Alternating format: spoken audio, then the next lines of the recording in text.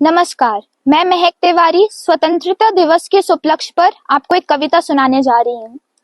हे अक्षरों की अधिष्ठात्री, आवाहन अब मैं करती हूँ। हे अक्षरों की अधिष्ठात्री, आवाहन अब मैं करती हूँ। हे हंस वाहिनी बुद्धिदायिनी, हुंकार हृदय से भरती हूँ। घन घनन घनन घनघोर घटाएं काव्य कला की बरसाएं। घन घनन घनन घनघोर घटाएं काव्य कला की बरसाएं। मन मगन मगन हो मंत्र मुग्धमा, कविता से सब हर्षाएं। झन झनन झनन झनकृत होकर संस्कृतियों का स्वर झूम उठे। झन झनन झनन झनकृत होकर संस्कृतियों का स्वर झूम उठे। वसुधा वायु अनल जल तशो दिशाएं गूंज उठे। तो जागे अब ये तरुणाई, तो जागे अब ये तरुणाई, जागृत ये सुप्त जवानी हो। तो जागे अब ये तरुणाई, जागृत ये सुप्त जवानी हो। हर बालक हो महाकाल सा, बेटी स्वयं भवानी हो। अभी हाल ही में रियासी पर हमला हुआ जिसमें 10 भारतीयों ने अपनी जान गंवा दी, परंतु हमारे देश के लोग एक दूसरे देश के हमले से उतने प्रभावित हुए जितने खुद के देश में हुए हमले से नहीं हुए। उन ऑल आइज ऑन रफा वाले लोगों को कहना चाहूंगी कि रफा पर निगाहें रखने वालों, क्या रियासी को देखोगे? रफा पर निगाहें रखने वालों, क्या रियासी को देखोगे? फिलिस्तीन पर कहने वालों, क्या हिंदुस्तान पे बोलोगे?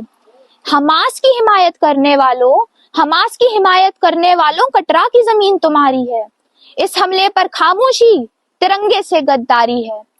जालिम को जो ना रोके, जालिम को जो ना रोके वो शामिल है जुल्म में।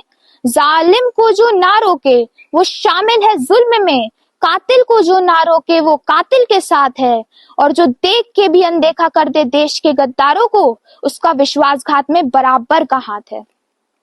इस हमले के साथ पाकिस्तान हमें कमजोर दिखाना चाह रहा था, तो अपने पड़ोसियों को इतिहास के पन्नों से कुछ याद दिलाना चाहूंगी कि दुश्मन दल का हर मंसूबा फौजी वर्दी जान चुकी थी।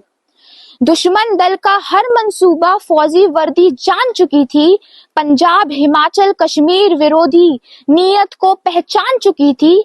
उनको चाहिए थी हमारी आबो हवा गठाएं भी, दल झील की रौनक भी, गुलमर्गा की अदाएं भी। सोनमर्ग में पाक का झंडा दुश्मन दल का ख्वाब बना था।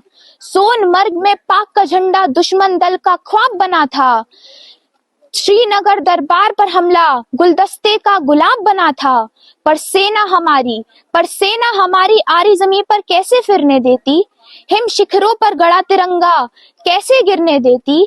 इसी तरह तो धार बसंतर ले कमाल हो जाती थी। देश की रक्षा करते करते वर्दी लाल हो जाती थी। आग रहेगी सीने में, आग रहेगी सीने में जब तक नदियों में नीर रहेगा।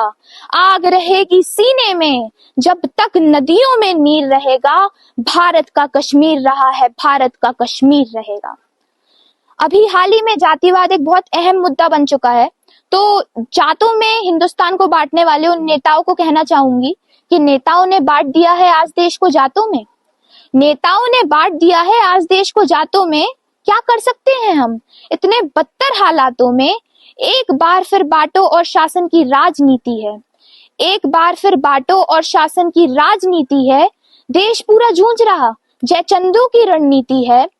गुमराह करके देश को क्या कुछ मिल पाएगा? गुमराह करके देश को क्या कुछ मिल पाएगा? आने वाली पीढ़ियों को क्या न्याय मिल पाएगा? ये सवाल उन नेताओं के लिए। गुमराह करके देश को क्या कुछ मिल पाएगा? आने वाली पीढ़ियों को क्या न्याय मिल पाएगा? और थोड़ा हासिल करके जब तुम सब कुछ खो दोगे, थोड़ा हासिल करके जब तुम सब कुछ खो दोगे, क्या तुम्हें समाज में सम्मान कभी मिल पाएगा? जय हिंद, जय भारत।